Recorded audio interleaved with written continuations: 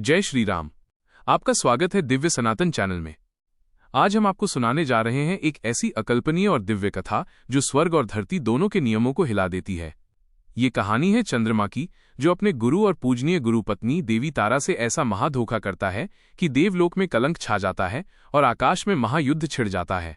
ये केवल प्रेम और विश्वासघात की कहानी नहीं है, ये है धर्म और पाप के बीच की वो भीषण लड़ाई जहां देवता, नियम और हर हृदय की परीक्षा ली जाती है। तो बने रहिए, क्योंकि इस कथा में खुलेंगे ऐसे गहरे रहस्य, दिखेंगे दिव्यता और दोष, और आपको पता चलेगा कि कैसे एक क्षण में स्वर्ग की शांति पर अंधेरा छा गया। इस पवित्र कथा को अंत तक देखिए, और अगर आपको ये कथा पसंद आती है तो अपनी भावनाओं को लाइक, टिप्पणी, कमेंट और साझा शेयर करके हम तक पहुंचाना बिल्कुल न भूलें। परीक्षित जी को रघुवंश का पूर्ण वर्णन करके भगवान शुकदेव जी ने सुनाया और कहा कि इस वंश के जो अंतिम राजा हुए उनका नाम सुमित्र था। कुश का पुत्र जो भगवान के पुत्र थे लव कुश, उनमें कुश का पुत्र हुआ अतिथि, और उसी वंश की समाप्ति महाराज सुमित्र से हुई, और कलयुग के प्रारंभ में इस वंश का पूर्ण विश्राम हो गया।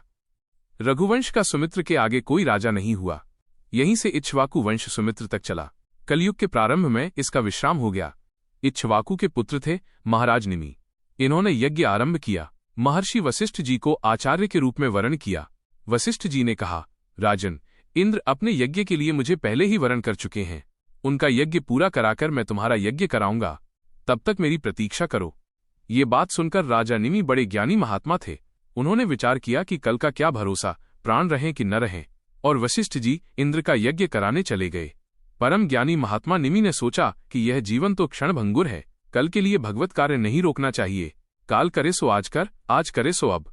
पल में प्रलय होएगी, बहुरी करोगे कब, पता नहीं शाम मिले कि न मिले। इसलिए हमें हर समय भजन परायण रहना है, तो मुझे विलंब करना उचित नहीं है। ऐसा ज्ञान उनके हृदय में स्फुरित हुआ। महाराज निमि के और उन्होंने दूसरे विद्वान महापुरुषों से कहा, जब तक हमारे गुरुदेव वशिष्ठ जी नहीं आते तब तक आप आचार्य रूप में कार्य करें, और जहां वो आ जाएंगे तो पूरा कार्य वो संभालेंगे।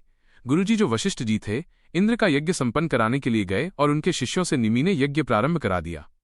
गुरु वशिष्ठ जी इंद्र का यज्ञ संपन्न करके जब लौटे तो देखा हमारे शिष्यों को आचार्य बनाकर यज्ञ।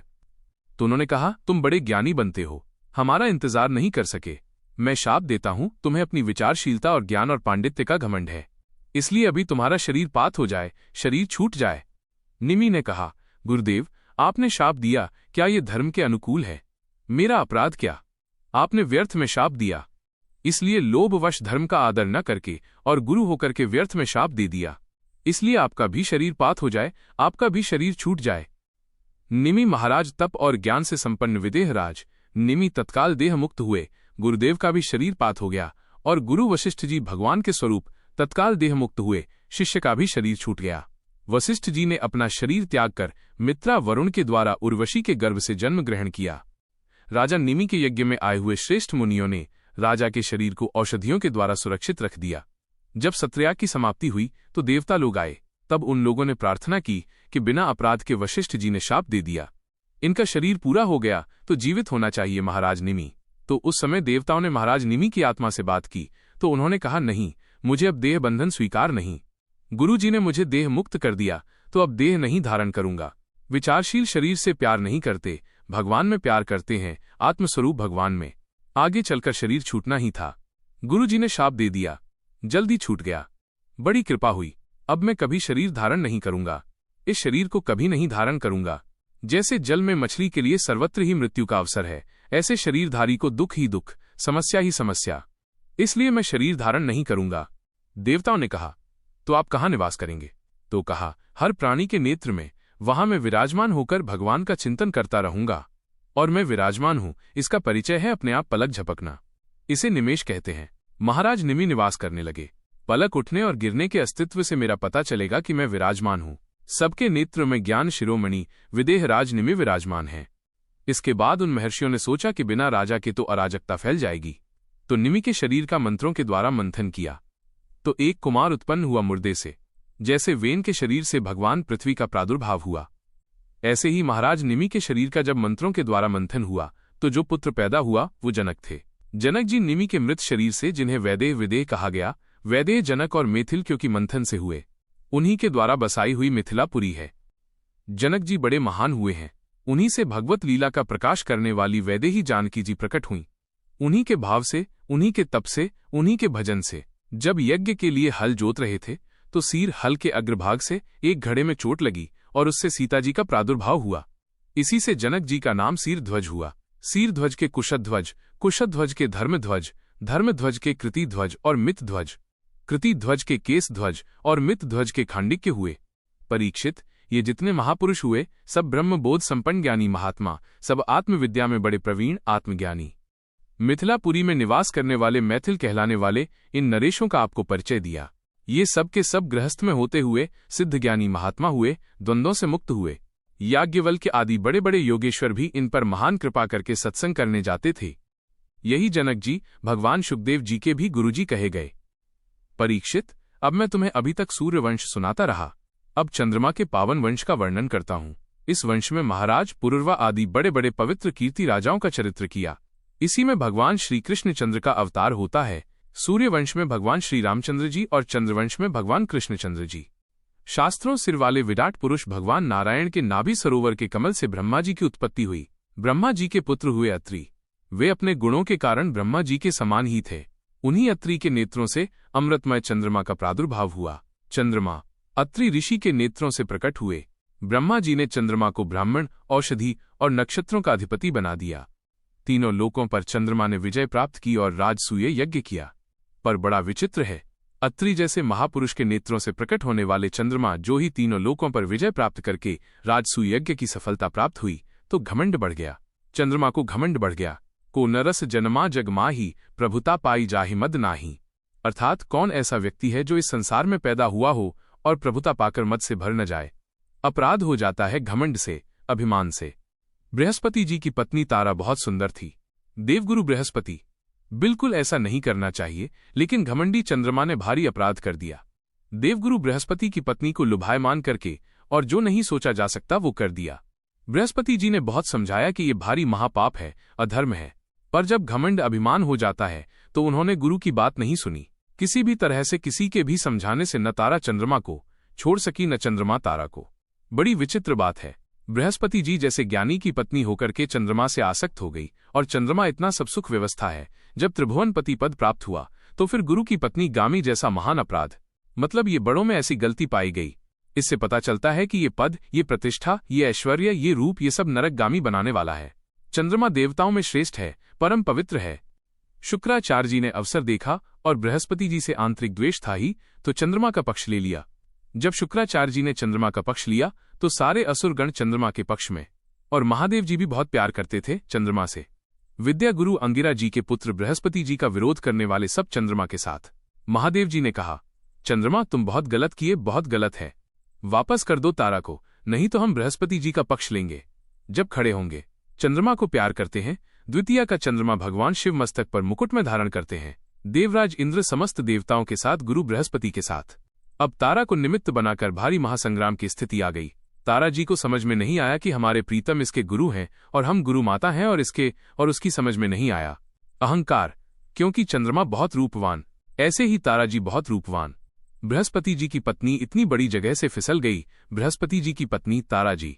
अच्छा, भगवान चंद्रमा भगवान ही कहे जाते। भगवान का भजन किए बुद्धि किसी की शुद्ध नहीं रह सकती।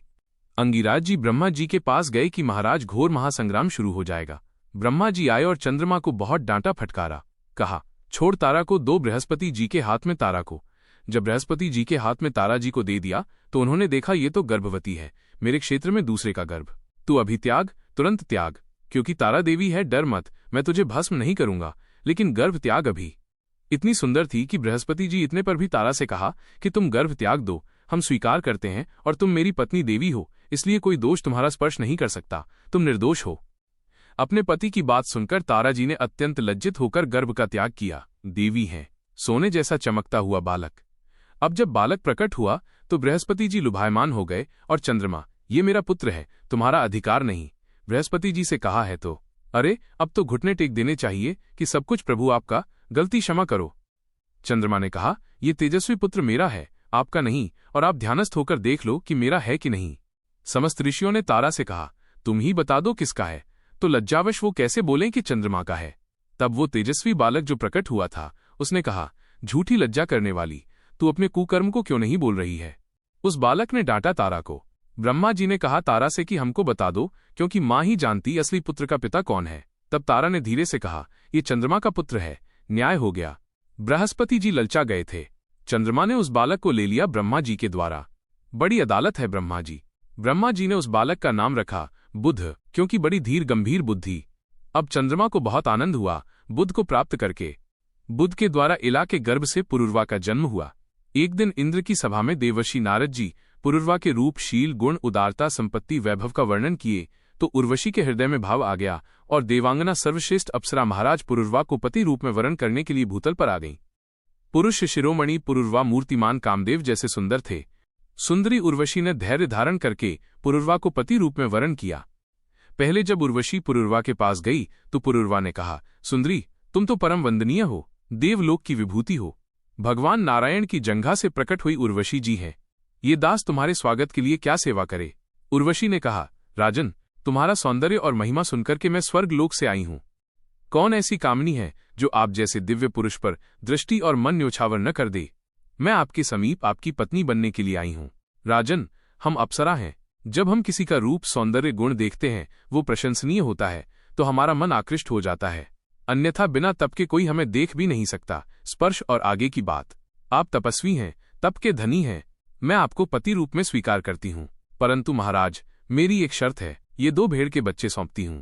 इनकी रक्षा होनी चाहिए। जिस दिन इनका अपहरण हो जाएगा उस दिन आप हमें पकड़ नहीं पाओगे, अंतर्ध्यान हो जाऊंगी। और मैं देवी हूं, इसलिए कभी अन्न नहीं खाती, केवल घी, शुद्ध गाय का घी। और एक और, सहवास के सिवा मैं कभी आपको वस्त्रहीन नहीं देखूंगी।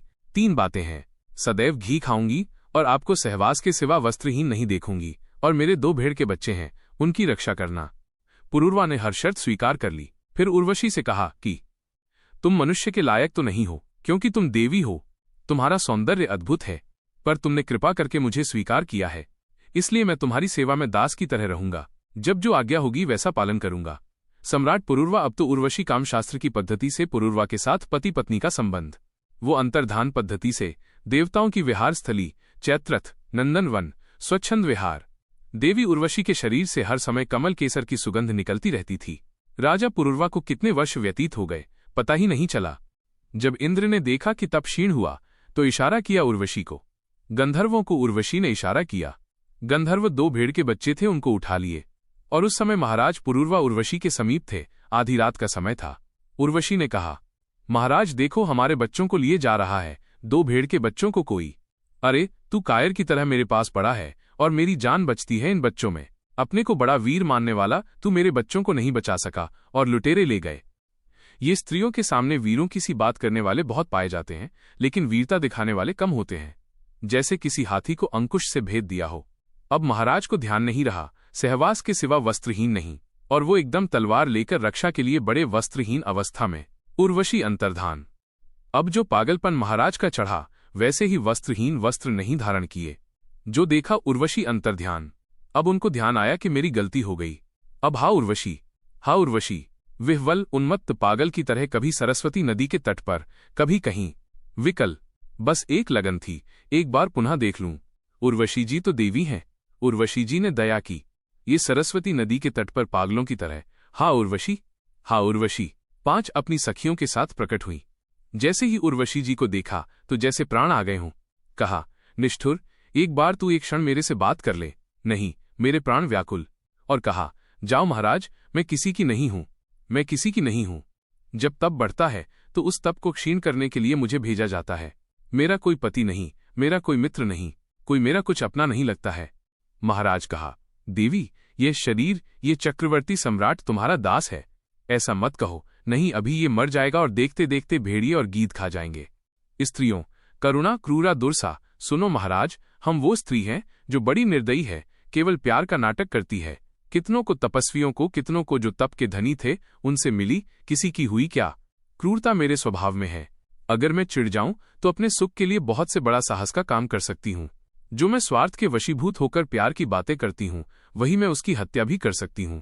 हम स्त्रियों के हृदय का सौहार्द तो केवल लुभाने मात्र का होता है। हे, तुम्हारे जैसे भोले लोग झूठ मूठ हमारी मीठी मीठी बातों में फंसकर अपना दिल दे बैठते हैं, और हम तप क्षीण होने पर तुरंत उसको लात मार के त्याग दिया और नए पुरुष को स्वीकार किया। यहां तो तप है, देवी हैं। मृत्यु लोक में अगर अपने सुख से बढ़कर सुख मिलने वाला है, ये सुंदरता का घमंड, ये भोग ऐश्वर्य की लालसा बहुत बड़े बड़े तक है। इसीलिए ब्रह्मा भी नमस्कार करते हैं जो भगवान का भजन करने वाले शरणागत भक्त हैं। फिर भी तुम धीरज धरो, राज राजेश्वर हो, घबराओ मत। तुम्हारी ऐसी ही लालसा है तो तुम्हारा विशुद्ध प्रेम देखकर हम तुम्हें एक वरदान देते हैं। साल में एक बार आएंगी और तुम्हें दर्शन देकर चलेंगी। साल में एक बार राजा पुरूरवा से और उर्वशी से जो संतान हुई वो आगे इस चंद्रवंश को बढ़ाने वाली हुई। एकादशी स्कंध में पुरूरवा को जब उर्वशी से वैराग्य हुआ तब जो वचन आगे आएंगे। महाराज पुरूरवा सिर्फ उर्वशी का ध्यान करते थे, उर्वशी के ध्यान में थे। सोचो, अगर भगवान की एक झलक हो जाए तो फिर कैसे कोई छोड़ सकता है। ये तो मायाकृत शरीर है। महाराज पुरूरवा बहुत से यज्ञ की अग्नि देवता को रिझाया और उर्वशी लोक की इच्छा की। सोचा उर्वशी से मिलूंगा यज्ञों के द्वारा यजन करके। त्रेता के पूर्व सतयुग में एकमात्र प्रणव ही मंत्र था, ओम। इसी में वेद समाहित थे, सारे वेद इसी के अंतर्भूत थे। देवता एकमात्र भगवान नारायण। अग्नि भी तीन नहीं, केवल एक ही, और वर्ण भी केवल एक हंस। त्रेता के प्रारंभ में पुरूरवा से ही वेदत्रयी और अग्नित्रयी का आविर्भाव हुआ। राजा पुरूरवा ने अग्नि को संतान रूप में स्वीकार करके उर्वशी लोक की प्राप्ति की। तपस्या साधना पूरे जीवन केवल उर्वशी के लिए। 6 पुत्र उर्वशी से प्रकट हुए महाराज पुरूरवा से, आयु, श्रुतायु, सत्यायु, रय, विजय और जय। श्रुतायु का पुत्र था वसुमान, सत्यायु का श्रुतंजय, रय का एक और जय का अमित, विजय का भीम, भीम का कांचन, कांचन का होत्र, होत्र का पुत्र जहनु। ये वही जहनु थे, ये तप परायण थे और भगीरथ जी गंगा जी ले जा रहे थे। तो जैसे ही इनके आश्रम पर मंजुली बांधी और गंगा जी को पी गए। अब भगीरथ ने कहा, महाराज हमारे पुरखे तो वैसे ही रह गए, आप तो पूरी गंगा जी पी गए, पूरी गंगा जी पी गए। तो बड़ी प्रार्थना की। तब जहनु ऋषि ने, गंगा जी को तो उनका जाह्नवी नाम पड़ा इसी से। अंजलि में लेकर के जैसे अगस्त जी समुद्र पी गए थे, ऐसे जहनु जी गंगा जी पी गए थे। जहनु का पुत्र था पुरु, पुरु का बलाक, बलाक का अजक, अजक का कुश, कुश के 4 पुत्र, कुशाम्बु, तनयवश और कुशनाभ। इनमें से कुशाम्बुद के पुत्र हुए महात्मा गाधी। विश्वामित्र जी के वंश की गाधी की कन्या का नाम था सत्यवती, बहुत ही सुंदर पवित्र स्वभाव वाली। तो ऋचिक ऋषि ने देखा गाधी की कन्या सत्यवती को, तो जाकर के गाधी जी से कहा कि अब मेरे मन में इच्छा हुई कि मैं गृहस्थी बनूं, तो आपकी पुत्री को देखकर मेरे मन में आया, तो आप मुझे दान कीजिए। ऋषि महात्मा ऐसे अब वो ना तो नहीं कर सकते थे, शाप का भय है। तो उन्होंने कहा, महाराज हमारी कन्या की एक शर्त है, 1000 ऐसे घोड़े लाके आप भेंट में दीजिए जिनका सारा शरीर श्वेत का हो, एक कान केवल श्याम वर्ण हो। 1000 घोड़े। क्योंकि उन्होंने सोचा कहाँ से लाएंगे ऋषि मुनि। गाधी जी की ये बात सुनी ऋचिक मुनि ने ध्यान किया, ऐसे घोड़े कहाँ हैं? तो पता चला वरुण जी के पास। तो सीधे वरुण जी के पास गए और आदेश किया, 1000 घोड़े दे दो। उन्होंने तुरंत दे दिया। ऋषियों में बड़ी सामर्थ्य है, अब तो कोई प्रश्न नहीं रह गया महाराज गाधिक, अब तो देना पड़ेगा। तो सत्यवती जी को ऋचिक मुनि के हाथ पानी ग्रहण कराया। काफी समय हो गया, वो अपने ब्रह्म ध्यान में ही रहते, कभी वार्ता ही नहीं करते सत्यवती से, केवल मन आया था गृहस्थ धर्म में जाएंगे। पर इन महान सती साध्वियों की भी कि कभी उनकी साधना में कोई विघ्न नहीं। एक दिन गाधी जी की पत्नी ने कहा, तुझे पता नहीं तेरे पति कितने सामर्थ्यवान तपस्वी हैं, बात कर, मेरे भी कोई संतान नहीं तेरे सिवा और तेरे भी कोई संतान नहीं, दोनों। ऋचिक ऋषि एक दिन जब ध्यान से उठे तो चरणों में गिर के सत्यवती जी ने कहा कि हमें और हमारी मां को संतान की इच्छा है। महर्षि ऋचिक ने कहा, ठीक है। एक चरु पकाया और चरु पका के 2 भागों में अलग अलग किया, एक चरु अपनी पत्नी के लिए और एक सास के लिए, और दोनों को अलग अलग बताया। सास को पीपल वृक्ष का आलिंगन करना और पत्नी को कहा वट वृक्ष का आलिंगन करना। सत्यवती की मां ने समझ लिया कि बाबा बहुत जोर का तपस्वी है, अपना संतान वाला चरु जरूर खास बनाया होगा। तो बेटी से कहा कि तुम हमारा चरु ले लो, हम तुम्हारा चरु लेते हैं। वो मोहवश ऐसा नहीं करना चाहिए था, पति का आज्ञा पालन करना चाहिए था, पर वो मोहवश ऐसा। जब खा पी के आलिंगन हो गया तो गर्भ। ऋचिक मुनि ने कहा, जैसा हमने कहा था वैसा ही किया। तो उन्होंने सत्यवती जी ने हाथ जोड़कर कहा, नहीं, त्रुटि हो गई, झूठ नहीं बोली। मां ने कहा कि आपने जो हमारे लिए चरु पकाया वो हमें दे दो, तो हमने मोहवश दे दिया। उन्होंने कहा, अनर्थ कर डाला। जानते हो, तुम्हारा जो पुत्र होगा वो घोर लोगों को दंड देने में समर्थ और घोर स्वभाव का होगा, और तुम्हारा जो भाई होगा एक ब्रह्मवेत्ता ब्रह्म ऋषि होगा। तुम्हारी मां क्षत्रिय कुल से गाधी और हम ब्रह्म ऋषि हैं। हमने अपनी संतान ब्रह्म ऋषि, वो वहां होगी और तुम्हारे घोर क्षत्रिय स्वभाव का दंड देने वाला नाक में घुसा। सत्यवती जी ने समझा था हमारे पति सर्व सामर्थ्यशाली हैं तो ठीक समझती। चरण पकड़ लिए। एक ब्रह्म ऋषि की पत्नी के गर्भ से घोर क्षत्रिय स्वभाव वाला प्रकट होना निंदनीय है। भगवान भूल हो गई, आप कृपा करो। तब उन्होंने कहा, चलो, पुत्र तो सौम्य ब्रह्म ऋषि होगा, लेकिन तुम्हारा पौत्र जो होगा वो घोर स्वभाव का होगा। सत्यवती के गर्भ से जो ब्रह्म ऋषि प्रकट हुए वो जमदग्नि जी नाम हुआ, और जो पौत्र रूप में प्रकट हुए भगवान परशुराम प्रकट हुए। सत्यवती जी जमदग्नि जी को प्रकट करके तपमय शरीर, इतना पति का प्रभाव कि उनका शरीर नदी रूप हो गया, कौशिकी नदी बन गया। रेणु ऋषि की कन्या रेणुका से जमदग्नि जी का पानी ग्रहण संस्कार हुआ, और रेणुका के गर्भ से जमदग्नि जी के वशुमान आदि कई पुत्र हुए, और सबसे छोटे पुत्र भगवान परशुराम जी। और उधर गाद पुत्र भगवान विश्वामित्र जी जो चरुसास ने पाया था, उससे विश्वामित्र जी प्रकट हुए, महान ब्रह्म ऋषि, महान तपस्या से युक्त।